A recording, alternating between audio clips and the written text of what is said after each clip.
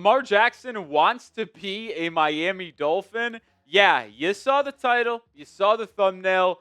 That is what we're talking about because an interesting report came out about Lamar's future in Baltimore, and it might allude to him wanting to play in the 305. I'm Nick Roloff. This is Dolphin Today by Chat Sports.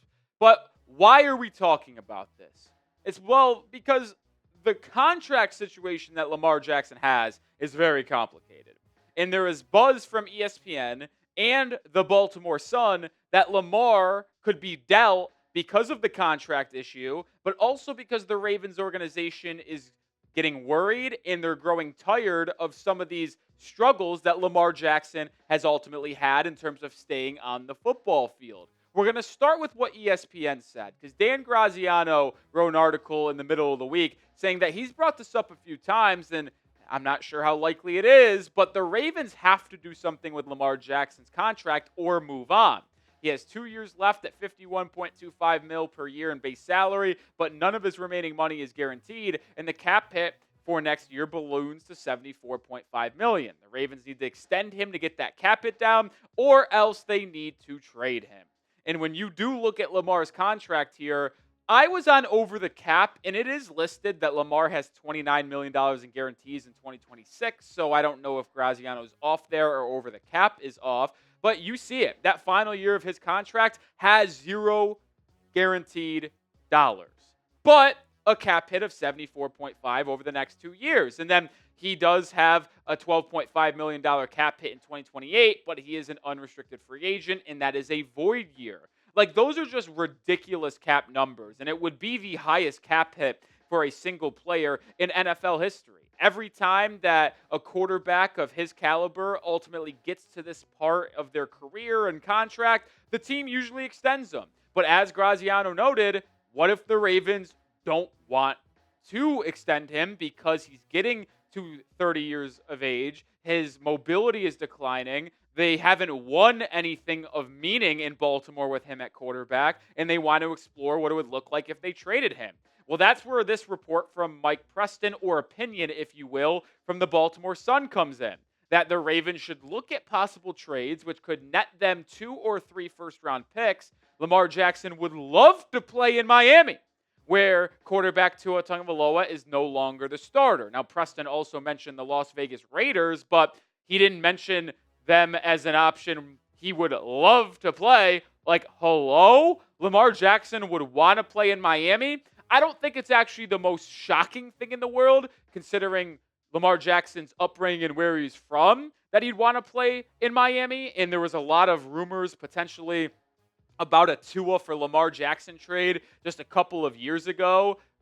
Before Lamar got that contract extension, remember, they franchise tag Lamar, and he almost hit free agency before this extension that he has currently right now. So there was a maybe potential outcome where Lamar was a Dolphin 3-4 years ago, but could it happen again this offseason? Before we get to my thoughts and breaking down Lamar as a player, major trade alert, would you trade for Lamar Jackson? Pin comment on today's episode. Type Y for yes, type N for no. You get hit with the ad break? Well, let a play scroll down and answer the question. And coming up in just a little bit, I'm going to give you the answer from my opinion on if Miami should explore and make a trade for Lamar Jackson. But let's talk about him more as a player and look at how it's come to be where he could potentially be dealt. Well, he is one of the more dynamic players in the history of the NFL. There's no debating that whatsoever. I mean, you look at his past 4 seasons where he's played in 57 games, he's averaging about 260 yards per game when you combine rushing and passing. He has a good, solid completion percentage at 65.3. He's averaging 115 rushing attempts a season, 114 total touchdowns. Now, he does have a little bit of a fumbling issue. Now, those aren't fumbles lost. Those are just total fumbles in terms of he lets it go, whether it's recovered by his team or the opponent. He does have a little bit of a fumbling issue, if you will. But there's no denying it here, and there's no trying to hide it or sugarcoat it. He is the most explosive, mobile, and dynamic quarterback to ever play in the NFL.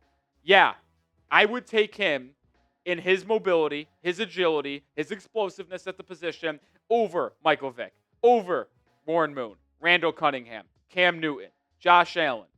That is how special he is in the pocket, outside the pocket, running the ball down the field. But this has also led to him having a real injury concern.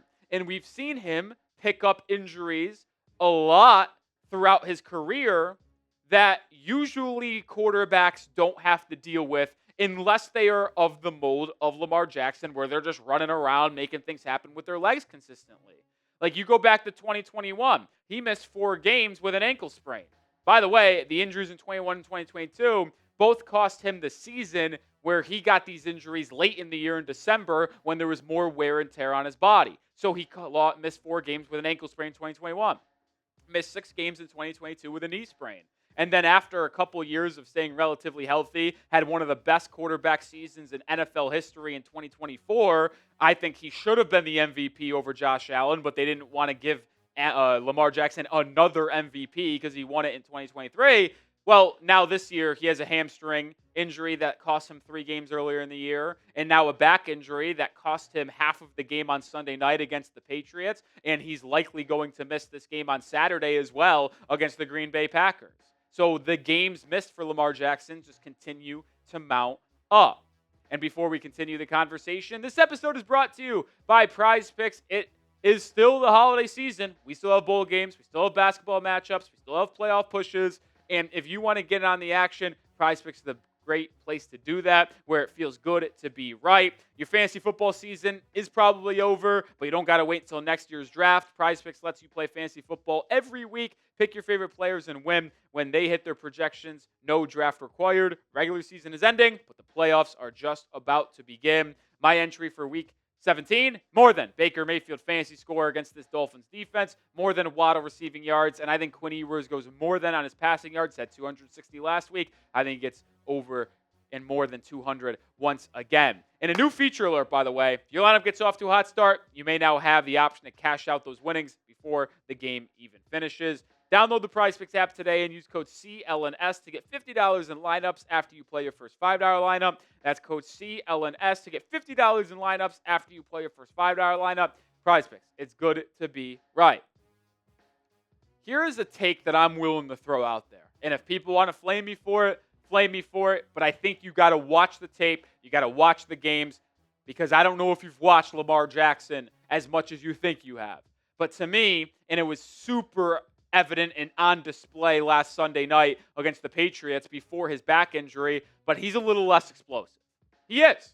Whether it's the hamstring injury or he's trying to dial it back so he doesn't pick up another hamstring injury, he's a little less explosive. I'm not calling him washed, but he certainly doesn't have that same agility that he displayed in 2024 and the couple years prior. And his rushing numbers are going down. You can't deny it. I mean, you look at his last 4 seasons running the football, his attempts per game has gone down every single year, with a drastic drop-off from 2024 to 2025, where he's only averaging 5 rushing attempts a game this season. But you also see his yards per game going down as well.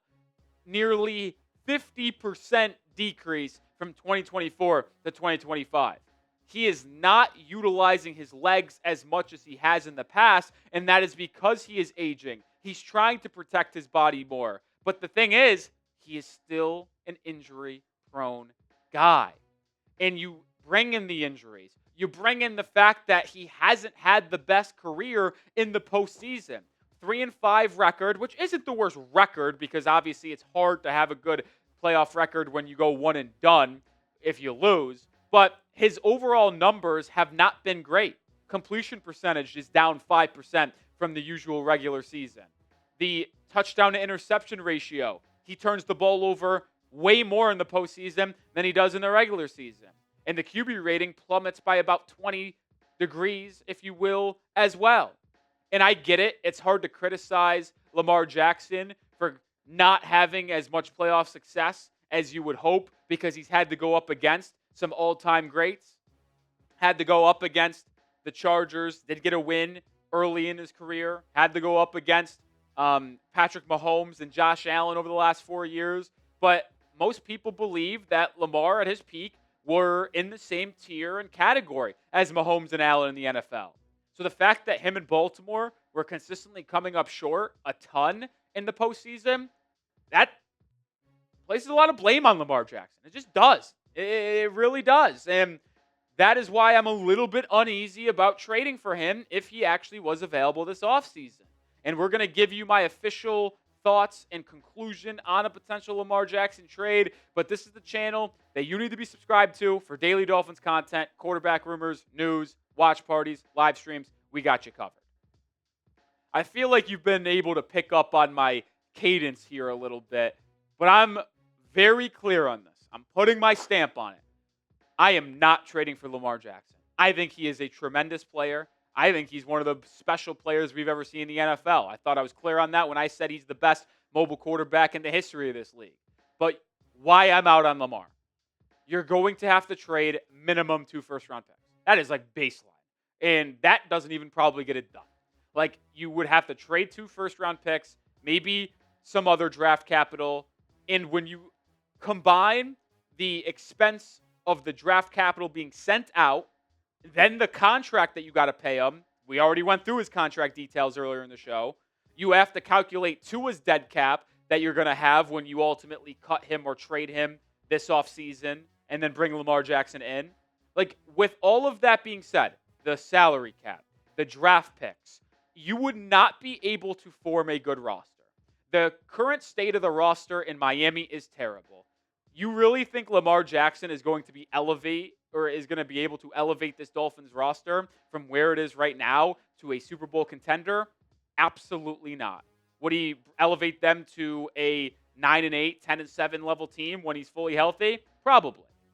But if you want to win a Super Bowl, which is the ultimate goal here, you need to be able to build a good roster, build in the trenches, have a consistent defense. Miami does not have that.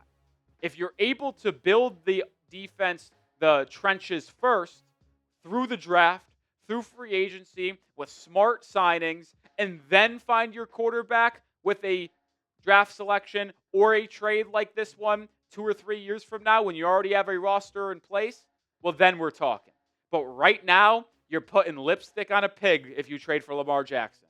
And it would be more of the same shortcomings and 500 football being played over the next 4 or 5 seasons if you made this deal. It would just be delaying the inevitable that this Dolphins team and roster needs a full reset and a full teardown and new rebuild. I got more thoughts on the Dolphins over on Twitter. Appreciate you guys for watching today's show. I tweeted about Lamar Jackson earlier on in the week before dropping this video. So if you want up-to-date coverage, that's where you got to find it.